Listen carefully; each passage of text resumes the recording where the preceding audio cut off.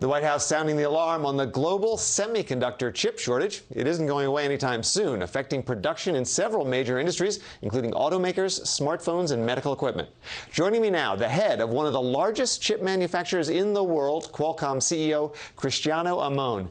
This week, the U.S. Commerce Secretary said the chip shortage is likely to last through the next year and perhaps even longer.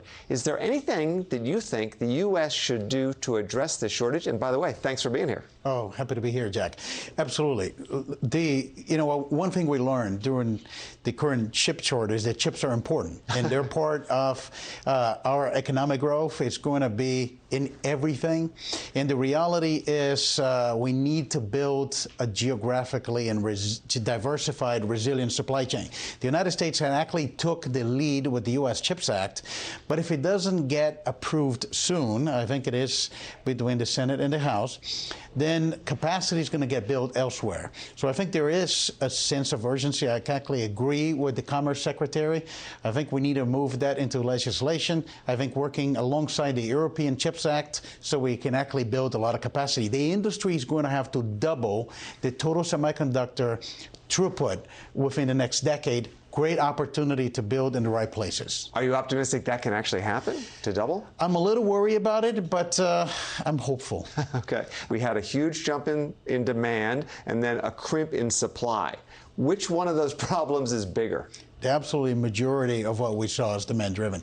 The reality is, pace of digital transformation is happening at very fast. It got accelerated by the pandemic. It's impacting all industries. I think the way to think about it is, if this was the floor of semiconductor consumption, this is what we're talking about right now. Just think about cars, for example. The car model you buy today has 10x the semiconductor, the prior model. The one is coming is 10x that one. Wow. So we just need more semiconductors. The U.S. Commerce Secretary said it would be 2024 probably before we straighten it out. You're doing a bit better at Qualcomm. Only 11 months on the job as CEO, and you say you might have this problem solved by 2023. What are you doing differently? Well, we acted early in the process, very, very early into the supply chain crisis. We took a lot of steps. I think we co-invested with our manufacturing partners and build more capacity.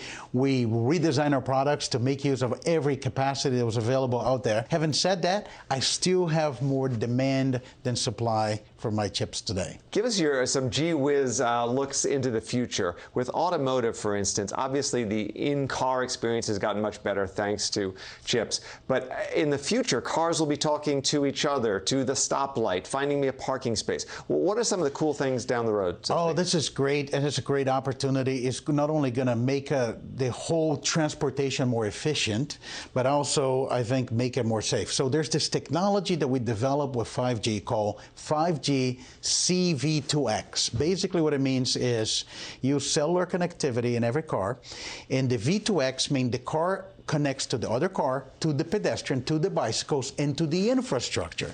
And the last piece, for example, the traffic light will tell the car, adjust your speed to get a green. This is what's happening at the intersection.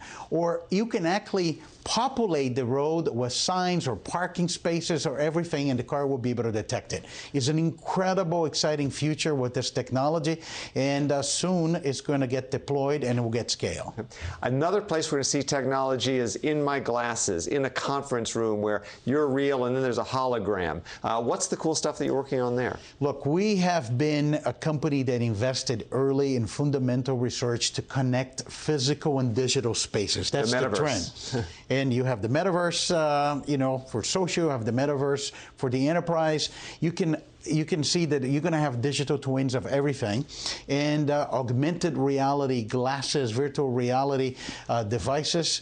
They're already material today, but we're just at the beginning of that. And I do believe that glasses, when you have devices that look like this, it's going to be the next computing platform and could be as big as phones. Wow, and not have to wear that headset, which would be nice. Well, just think about a simple thing as having a communication between two people. We used to talk on our phones like this, then we're texting, now we're holding the phone like this. In the future, you just render somebody right in front of your eyes, like you and I are talking right now. And I think this is very exciting for future for augmented reality, and the metaverse is going to get scale. Before I let you go, I want to pivot to your stock. So your most recent earnings report, you kind of blew it out of the water. 41% revenue growth, 69% earnings growth, and yet Wall Street is valuing you at about 10 times those earnings. What is the street missing?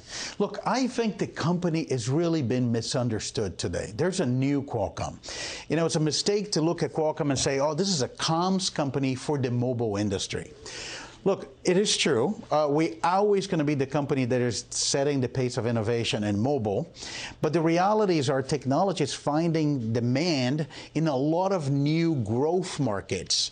And really, Qualcomm is not just a comms company for mobile. We're a connected processor company for this future connected edge. And I think if you look at the company right now, we have incredible growth in automotive and IoT for consumer, the edge networking, yes, the edge networking, and then industrial, which is this whole conversation of digital transformation of enterprises. Look, I think the company has an incredible opportunity ahead, probably the best years of Qualcomm still ahead, and I do think investors are really not getting it. Cristiano Amon, thank you so much for coming by the studio. Appreciate it. Happy to be here, Jack.